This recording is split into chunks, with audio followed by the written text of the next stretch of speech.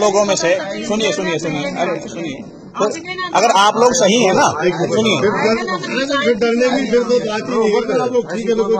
आप लोग सही हो तो आपको डरने की जरूरत नहीं है। हमको डरने की जरूरत है, पुलिस को भी बता सकते हैं। आप पहले मुझे बताइए कि आप लोगों में से चारों में से कौन कौन कश्मीरी ब्राह्मण हैं?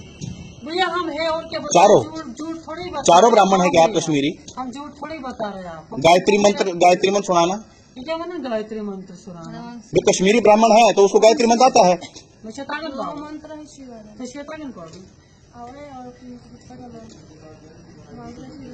हाँ जी, गायत्री मंत्र। भैया तो क्यों लड़कियों का मजाक बना रहे वो पूरा सुनाओ ना।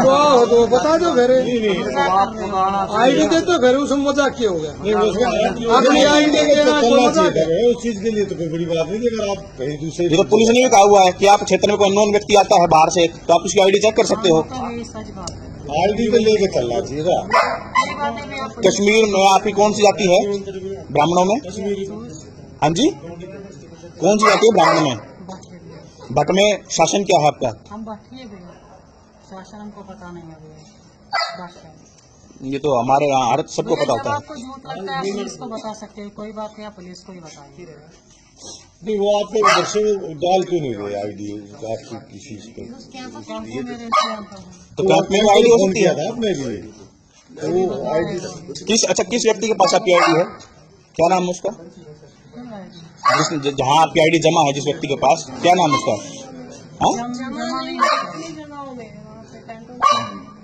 नहीं, अभी आपने बात करा, वो किसका नाम है उसका? फिर कैंप में आपका परिवार भी तो होगा। शांति अभी बात की ना अंकल उसी से। तो कौन थी वो? शांति कौन है? आपको क्या लगता है शांति क्या रिश्ता है आपका? अच्छा, उसकी मम्मी है। फिर उनके पास ही इनकी आईडी नहीं है। यही कह रहे थे कि आईडी जो फोटो उसकी मम्मी है तो आईडी तो इसकी वहाँ पे तो होगी। हाँ, यही कह रहे थे इस पे फोटो